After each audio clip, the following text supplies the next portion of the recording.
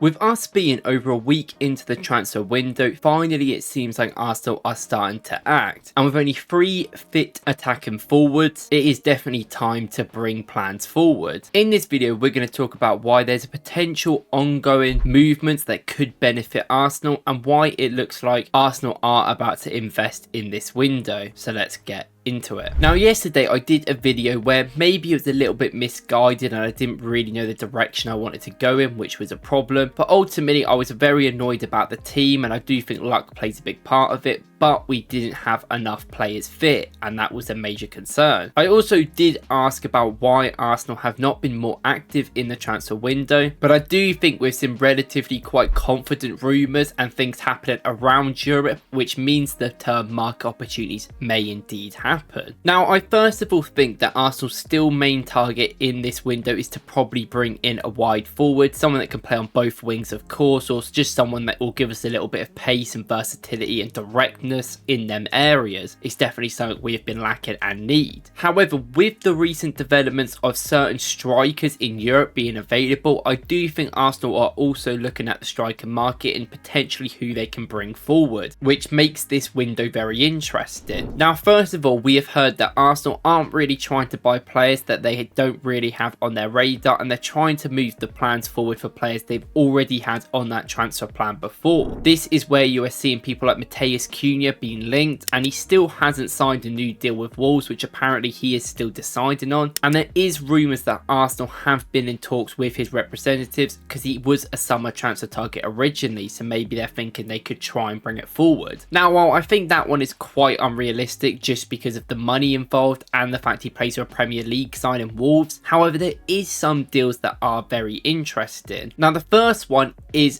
Dusan Vlahovic. Now, we've spoken about this guy for years, and if anyone knows who's been a long-term subscriber, I am not the biggest fan of this player. I think we spoke about him last January and I was like, if you can get him for cheap, maybe, but I still don't really think he's that good. And I still kind of have that opinion about him. You look at his stats, nothing really jumps out to you. You watch games that he plays in, he often goes missing quite a lot of the time, and a lot of Juventus fans don't like him. He's a bit of a meme over there and they do want him gone. A lot of people always claim that he only really turns up in the games against smaller teams. Now, while that being said, it's quite clear that Arteta has been a fan of him for a very long time. He wanted him before he even went to Juventus, where he was really good at Fiorentina, and as a big physical striker, he's over 6 foot, he's active in the air, he's also quite a lot good long distance shooter, he also takes free kicks. I can definitely see why Arteta wants him. He wants that tall player that can also be very good on their feet in given moments. Now, the reason why he is mentioned again is because Juventus have apparently asked clubs to buy him. There's been talks of lots of Premier League clubs being offered him by the agent and the team, and considering a lot of the fans I think don't like him there, and I think Juventus have been struggling for goals this season. I mean, his goal record isn't brilliant in itself, especially the games he scored in. I think it's one of them points where they just kind of want him to leave that team. The issue is, however, Juventus want around £50 million or around £60 million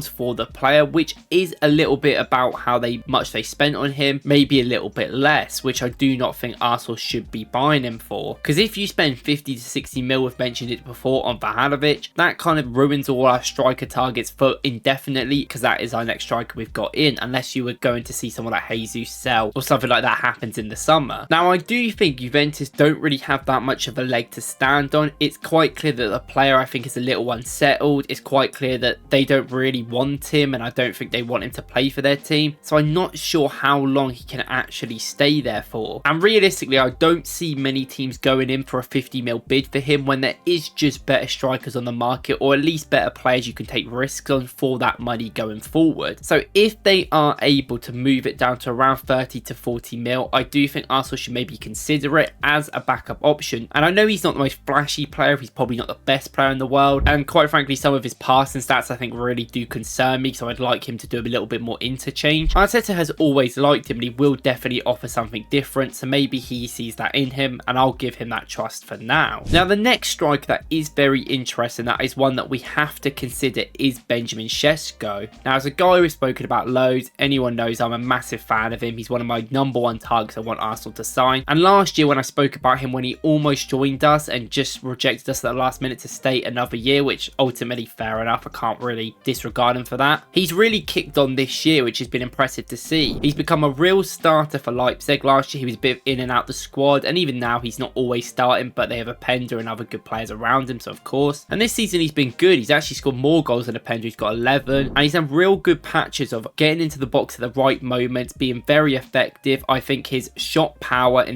more importantly, his shot actions are incredible. He'd definitely probably be our best finisher in the club, or at least have the most power around the shots, which is something I think we are missing. He's not afraid to shoot, which is another great thing, and he really does work hard defensively. He loves getting back. Another great outlet from corners if you want to defend them, or late in if you want to have a low block, you could head the ball away. He is 6'4", he's a big guy, which definitely lines up with what Arteta wants from a striker as well. They want that work rate, want that running back, want the recovery time, while also being effective in front of goal. And I do think he offers things a little bit similar to people like Jesus and Havertz, but are better. He is purely a striker, which I think you could argue both the other two players maybe are better on other positions or could be more effective there. And he does bring that little bit of magic moment to us. Now, the reason why I'm saying Sesko again, because it may seem weird, is I did actually mention him a few weeks ago, saying that Leipzig season is a bit dubious. Now, while they are still fighting for top 4, which is obviously big for them, they're out of the Champions League already in January, which is pretty poor, and they've not really been doing that well. They're not very consistent. They've been really messing up some games, and even the last game they played in the league, they lost 5-1 to Bayern Munich, in which obviously Sesko scored in that game. They are in talks, Leipzig, to sign Okafor from AC Milan. Now, Okafor can play in multiple positions. He isn't purely just a striker, but with Leipzig's setup, I do think he'll probably play mostly on that front position, because it's quite hard to get into other places with Xavi Simons, obviously, when he's fit. Obviously, Nusa, who's a brilliant winger as well, and there's great players all around. So I do think he has probably been signed as a pure striker. Now, this might not mean anything about Sesko leaving, because obviously Openda might leave or whatever goes on with him, because he is going to be wanted as well. But I do think this is sort of them preparing for that example. And with Sesko always being willing to join Arsenal, he just wanted to give it a year. Maybe you can convince him in 6 months' time that you will be Arsenal's starting striker for the rest of the season, and you're not going to play in the Champions League or other competitions for Leipzig anyway. They're already out of them. That's why I do think that potentially could be a transfer we look at in the next few weeks as that market opportunity, but also bringing a plans forward that we probably were going to do in the summer. If we were going to sign Mateus Cunha or even Vlahovic or Sesko in the summer, then if you can bring them forward, I think that's the best thing. You get the player you want. You might have to pay 5 or 10 mil, a little bit more extra, but that is absolutely fine because we need it more than anything right now with the injuries we have. Now, these aren't the only ones, and I do think that Sesko and Vlahovic, more importantly, are probably more the main targets that Arsenal and Arteta really wanted at the club, but there is other players. There's been rumours that we're looking at Retegui, who's having a brilliant season at Atalanta, but I think we're probably getting the same issues there as Lookman, as they're in a title race. He's one of the top goal scorers in the Serie A, and he's quite an effective guy from in the air presence. He's very good at headers, and he's very good, quite a tall player, and very good at that sort of work. Great at holding up, and he's got a brilliant finish on him as well. But I do think Retegui's a little bit more raw compared to the other players that we spoke about. Well, maybe not Vlahovic, but at least definitely Sesko, who can be a little bit more refined, but they're all going to be raw in different ways due to who they play for, how good they are, and more importantly, their age for some of them. There's also other shouts about Kolo Muani. Now, David Ornstein has said that there's a lot of teams in for him. It looks like Juventus, Tottenham, and Man United are 3 big teams right now, but there's also a heap load of other teams that want him. Now, he's not just a striker, he's a versatile option, and I do think he's cheap, but obviously with the amount of teams that want him, it could be hard to convince him to play a squad role, considering he'll probably play a lot more for these teams lower than us, and he hasn't played football in a few years now, so I can understand why we wouldn't necessarily go in for him. I don't think he's the best player in the world as well either. Now, there's also other options away from the striker. It's been quite clear, I think, that people have said that we want to buy someone permanently, one of the targets I spoke about before, but if we cannot sign people, there's potential loans there we could get in the future, and players around Europe who could be a little bit cheaper. Now, ultimately, I think I'll go through all of these different rumours because nothing's really developed developed on that front just yet, but I do think the striker market is very interesting. Not a market I thought we'd really look at this summer, maybe someone who can play there versatility wise, but I think it is important that we look at these players and identify them, that they could be able to be someone that would join the club given the situation. And I do think if you can force a move, or at least ask for these moves about Sesko, maybe ask for Vlahovic. I mean, for the right price, anyone will be good enough at this point because we just need numbers in there. And if it is the right price as well, I don't think it ruins too much of our summer transfer window, which I think we are still deep in too much. We need to focus on now more than the future given our current situation. Anyway, let me know in the comments what you guys think. Who do you think we should sign this month? Who's realistic? Because there's a lot of names I think out there who aren't realistically going to happen. Thank you guys for watching. I'll see you in the next one.